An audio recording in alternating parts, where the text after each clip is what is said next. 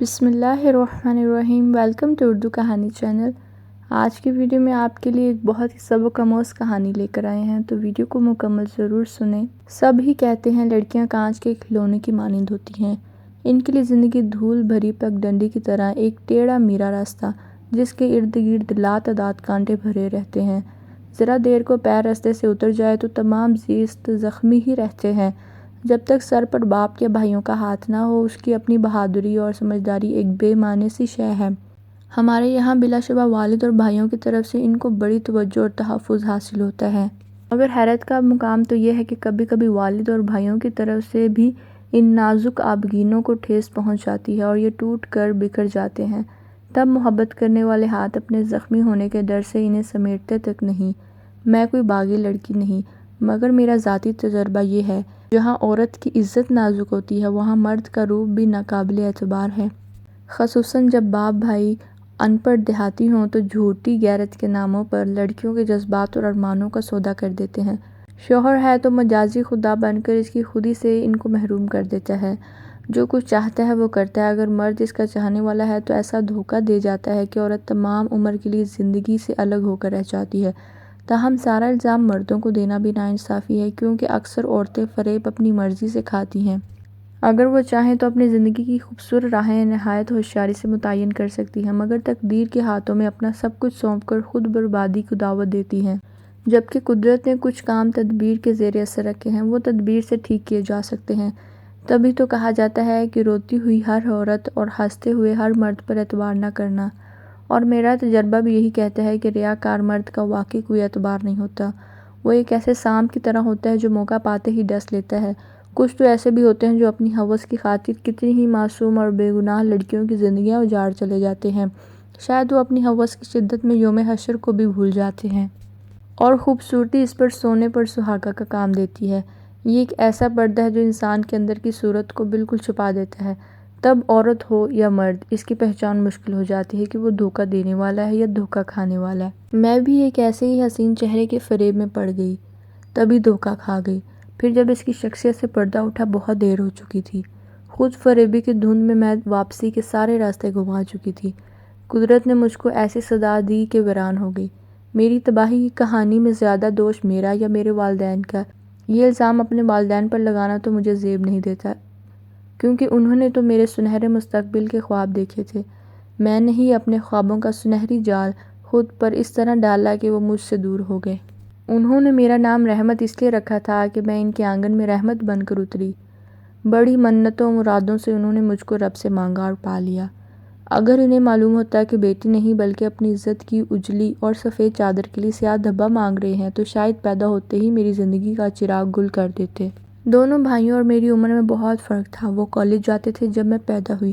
اتنی مدت بعد ماں کی گود ہری ہونے پر خاندان بھی حیران تھا، مگر ابا خوش تھے کہ ان کے گھر آنگن میں اللہ کی رحمت کی بارش ہوئی تھی۔ بھائی بھی مجھ کو جان سے زیادہ عزیز رکھتے تھے۔ باپ کے مکان میں میری معصوم کلکاریوں کے باعث بہار کا سماں رہتا تھا۔ اپنے تو اپنے گھر کے نوکر بھی خوش تھے، میری ہر جائز اور ناجائز خواہش پوری کی جاتی۔ دادی بیجا لاڈ پیار سے منع کرتیں، کہتی تھیں کل کو اس نے پرائے گھر جانا ہے اور بیٹی ذات ہے، اتنا نہ بگاڑو کہ کسی کے گھرانے سے مطابقت اس کے لیے مسئلہ بن جائے۔ میں 8ویں میں تھی جب بڑے بھائی کی شادی ہوئی۔ بھابھی بھی بہت اچھی تھیں، سارا دن میں ان کے کمرے میں گھسی رہتی تھی۔ امی سمجھاتی تھیں کہ ان کو آرام بھی کرنے دیا کرو، مگر ان کی ایک نہ سنتی۔ سال بعد دوسرے بھائی کے سر پر صحرا سج گیا۔ اپنی زندگی میں مصروف ہو جانے کے باوجود دونوں بھائی مجھ کو اب بھی اتنا ہی وقت دیتے تھے جتنا پہلے دیا کرتے تھے، بلکہ اب تو گھر میں میرے ناز اٹھانے والی بھابیاں بھی آ گئی تھیں۔ کتنی خوش قسمت تھی میں کہ میری دونوں بھابیاں بھی مجھ کو اس طرح ہی چاہتی تھیں جیسے ان کی سگی چھوٹی بہن تھی۔ دونوں ہی بہت اچھی تھیں۔ ہم مل بیٹھتے تو خوب ہنستے، جب تینوں ہنسی مذاق کرتے تو قہقہوں کی برسات ہو جاتی۔ اگر حسنہ آ جاتی تو محفل گل و گلزار ہو جاتی۔ حسنہ میری عزیز جان سہیلی تھی، اس کا گھر ہمارے برابر میں تھا، تبھی وہ زیادہ تر ہمارے گھر پائی جاتی تھی۔ میں اپنی سہیلی سے بہت محبت کرتی تھی، اس سے بچھڑنے کا تصور نہ کر سکتی تھی۔ دراصل میں ایک جنونی قسم کی لڑکی تھی، جس کے ساتھ تعلق بن جاتا تو آخری حدوں کو چھو لیتا۔ حسنہ کے والد ایک سرکاری آفیسر تھے اور ان کا تبادلہ ہوتا رہتا تھا۔ حسنہ کے ساتھ میری دلی وابستگی اتنی بڑی کہ یہ بھول ہی گئی کہ اس کے والد کا تبادلہ ہو گیا تو یہ لوگ کہیں بھی چلے جائیں گے اور میں اس کو خود سے بچھڑنے سے روک نہ پاؤں گی۔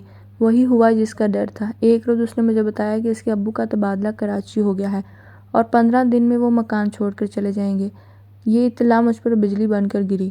ایک دن وہ ہمارے گھر نہ آتی یا میں اس سے نہ ملتی تو وہ دن پہاڑ بن کر مجھ پر گزرتا۔ میری کوئی بہن اور علاوہ حسنہ دوسری سہیلی بھی نہ تھی۔ یہ کمی اسی لاجواب اور دھیمے مزاج لڑکی نے پوری کر دی تھی۔ اس کی جدائی کے تصور سے مجھے ہر وقت رونا آتا، آنکھوں سے خود بخود آنسو گرنے لگتے۔ اتفاق کہ ان دنوں ہمارے میٹرک کے امتحان ہونے والے تھے۔ اللہ نے میری سن لی۔ امتحان کی خاطر حسنہ کے والد اس کو ہمارے گھر چھوڑ گئے۔ میری خوشی کی انتہا نہ رہی، اگرچہ جانتی تھی کہ یہ خوشی عارضی ہے، پھر بھی کچھ دن تو وہ میرے ساتھ تھی۔ ہمارے گھر قیام پذیر تھی۔ میرا بس چلتا تو گھڑیوں کی سوئیوں پر ہاتھ رکھ دیتی، وقت کو روک لیتی اور اپنی پیاری سہیلی کو کبھی نہ جانے دیتی۔ ایسا ممکن نہ تھا، وقت کب رکتا ہے، اس کا کام تو گزرتے رہنا ہے۔ بہرحال ہم نے مل کر امتحان کی تیاری کی، پرچے دیے۔ حسنہ کے والد اس کو لینے آ گئے۔ اس دن میں بہت روئی، آنکھیں رو رو کر سرخ کر ڈالیں۔ وہ بھی روتی ہوئی ہمارے گھر سے گئی۔ 14-15 برس کی عمروں میں ہم لڑکیاں کتنی جذباتی ہوتی ہیں۔ میں اس وقت کو بھول نہیں سکتی جب حسنہ چلی گئی۔ میں اداس رہنے لگی، ہنسنا بولنا چھوڑ دیا۔ امی کو ڈر تھا کہیں بیمار نہ پڑ جاؤں، کہ ایک ہی خیال کو دل میں بٹھا لیا تھا۔ بھائی میرا دھیان بٹانے کو گھمانے پھرانے لے جاتے، مگر میرے ذہن میں ہر وقت حسنہ کی یاد کسی زخمی پرندے کی مانند چکر لگاتی رہتی۔ بالآخر میں ہمہ دم سوچنے رہنے سے بیمار پڑ گئی۔ والدین پریشان رہنے لگے۔ امی نے کہا اس کو حسنہ سے ملانے کراچی لے جاتے ہیں تاکہ یہ ٹھیک ہو جائے۔ میں یہ سن کر خوش ہو گئی۔ والدین سے اصرار کیا کہ کراچی چلیں۔ مجبور والدین مجھے کراچی لائے۔ حسنہ سے ملتے ہی میری بیماری کافور ہو گئی۔ وہاں ہم کچھ دن رہے، لیکن تا دیر تو نہ رہ سکتے تھے، گھر واپس آنا ہی تھا۔ گھر آ کر میں نے رٹ لگا دی کہ کراچی شہر اچھا ہے، ہم وہاں شفٹ ہو جائیں۔ والد نے سمجھایا کہ جس کی خاطر شفٹ ہونے کا کہہ رہی ہو، اس کے والد کا پھر کہیں اور تبادلہ ہو گیا تو کیا ہم ان کے پیچھے مارے مارے پھریں گے؟ میں نہ مانی اور ضد پکڑ لی۔ یہ والد صاحب کی محبت کی انتہا تھی کہ انہوں نے کاروبار بھائیوں کے سپرد کیا اور میری خاطر شہر بدل دیا۔ ہم کراچی آ گئے اور میں نے حسنہ کے ساتھ کالج میں داخلہ لے لیا۔ مجھ کو والد نے حسنہ کے گھر وقتی طور پر چھوڑا کیونکہ والدہ کے ساتھ سامان بھی لاہور سے لانا تھا۔ کچھ دنوں بعد ابو نے کراچی میں گھر لے لیا اور میرے ساتھ رہنے لگے۔ میں بہت خوش تھی، میری مراد جو پوری ہو گئی تھی۔ ابھی مجھے کالج جاتے تھوڑے ہی دن ہوئے تھے۔ میں نے کالج کے راستے میں ایک نوجوان کو کھڑے دیکھا۔ اس کی خوبصورتی نے مجھے متوجہ کیا تو وہ بھی میری جانب متوجہ ہو گیا۔ اب میں خود کو سمجھاتی کہ اس کی جانب دھیان نہ دوں، لیکن وہ تو روز ہی راستے میں کھڑا ہوتا۔ میں اس کی جانب دیکھے بنا نہ رہتی۔ خود سے خوف بھی آتا تھا کہ جنونی طبیعت پائی تھی، کسی سے بھی تعلق بنانے سے گھبراتی تھی کہ یہ تعلق خود میرے لیے باعث اذیت بن جاتا تھا۔ ایک سہیلی کی محبت نے میرے والدین سے ان کا شہر چھڑوا دیا تو یہ دوسرا تعلق نہ جانے کون سا دن دکھائے گا۔ ایک دن میں کالج سے واپس آ رہی تھی کہ اس نوجوان نے میرا راستہ روک لیا اور ایک موبائل فون میرے ہاتھ میں تھما چلتا بنا۔ لوگ دیکھتے رہے، اس لیے اس کو آواز بھی نہ دے سکی۔ اب اس موبائل نے کام دکھایا۔ اس کے وائس میسیجز جو اس نے مجھ کو مخاطب کر کے بھرے تھے اور التجا کی تھی کہ میں اس کے میسیجز کا جواب اپنی آواز میں دوں اور موبائل اگلے دن اس کو لوٹا دوں۔ یہ میرے لیے ایک بڑا امتحان تھا۔ بہرحال میں نے وائس میسیجز تو ریکارڈ نہ کیے، البتہ موبائل لوٹانے کی نیت سے اگلے دن اسی جگہ پر گئی جہاں وہ کھڑا رہتا تھا۔ وہ فوری میری طرف آ گیا، کہنے لگا سامنے پارک میں آ جاؤ، یہاں لوگ بہت ہیں، وہاں میں تم سے اپنا موبائل فون لے لوں گا۔ میں بے خوف پارک میں چلی گئی۔ وہ 1 منٹ کو میرے پاس آیا، کہنے لگا سامنے میرا دوست آ رہا ہے، فون اپنے پاس رکھو۔ یہ کہہ کر بغیر فون لیے وہ چلتا بنا۔ میں حیران و پریشان کھڑی کی کھڑی رہ گئی۔ یہ اس کی چال تھی، وہ اس بہانے مجھے دوبارہ پارک میں بلانا چاہتا تھا۔ گھر آتے ہی اس کا فون کھولا، تمام وائس میسیجز سننے لگی۔ یہ تقریباً 12 صوتی پیغامات اس نے میرے نام ریکارڈ کیے تھے۔ تمام سنے تو سوچا یہ بھی میری طرح کوئی عجیب جنونی قسم کا بندہ ہے۔ بہرحال پہلی نظر میں اس کی صورت میرے دل میں سما گئی تھی، سو اس کی یہ محبت بھرے پیغامات برے نہ لگے تھے، جن میں کچھ اس طرح کی باتیں تھیں: آپ کی نظروں نے مجھے ہمت دی کہ آپ کو مخاطب کروں، آپ کی نگاہیں مجھے پسندیدگی کا اظہار کرتی ہیں، امید ہے آپ مجھے مایوس نہیں کریں گی، میں نے آپ کی طرف دوستی کا ہاتھ بڑھایا ہے، آپ سے گفتگو کا اور کوئی ذریعہ سمجھ نہ آیا تو اپنے ہی موبائل فون کو قاصد بنا کر آپ کے ہاتھ میں پکڑا دیا، میرا نمبر اس میں فیڈ ہے، رابطہ کرنا چاہیں تو اپنے پاس محفوظ کر لینا۔ ابھی میں اس کے یہ پیغامات ایک ایک کر کے پڑھ ہی رہی تھی کہ امی کوئی شے لینے میرے کمرے میں آ گئیں۔ اس کا دیا ہوا موبائل فون میرے ہاتھ میں تھا، لیکن والدہ نے دھیان ہی نہیں دیا، وہ اپنی مطلوبہ چیز اٹھا کر چلی گئیں۔ امی میرے کاموں میں بہت کم دخل دیتی تھیں، کاش وہ اس دن غور کر لیتی کہ میں کس کا موبائل پکڑے ہوئے ہوں۔ انہوں نے تو مجھ کو نہ ٹوکنے کی قسم کھائی ہوئی تھی۔ والدین مجھ کو بڑا اہم سمجھتے تھے، میری ہر بات ان کے لیے حکم کا درجہ رکھتی تھی۔ اس بات نے میرا دماغ خراب کر دیا تھا، خود کو نہ جانے کیا سمجھنے لگی تھی۔ اب اگلے دن کا مجھ کو بڑی بے چینی سے انتظار تھا۔ اس کا موبائل میرے دل کا بوجھ بن گیا، چاہتی تھی کل ہی لوٹا دوں اور چند باتیں بھی سنا دوں۔ اگلے روز اس کو دیکھ کر جانے کیا ہوا کہ کھری کھری تو نہ سنائی، البتہ یہ ضرور کہا کہ اس طرح کسی لڑکی کے ہاتھ میں سرِ راہ اپنا موبائل پکڑا دینا کہاں کی عقل مندی ہے۔ اگر اس پر میں تمہارے خلاف کوئی کارروائی کرنا چاہوں تو پورا ثبوت میرے پاس موجود ہے۔ اس نے کہا، مجھے یقین ہے تم میرے خلاف کوئی کارروائی نہ کرو گی۔ اگر تم ایک اچھی لڑکی ہو تو میں بھی کوئی برا لڑکا نہیں ہوں۔ مجھ کو تمہاری آنکھوں نے کچھ کہا اور میں نے جرأت کر لی۔ تمہیں یہ سب پسند نہیں تو معافی چاہتا ہوں اور وعدہ کرتا ہوں کہ آئندہ کبھی تم کو یہاں نظر نہیں آؤں گا، یہاں تو کیا دنیا میں ہی نظر نہیں آؤں گا۔ خیر معاف کیا، میں نے بے نیازی سے کہا اور موبائل اس کو دے دیا۔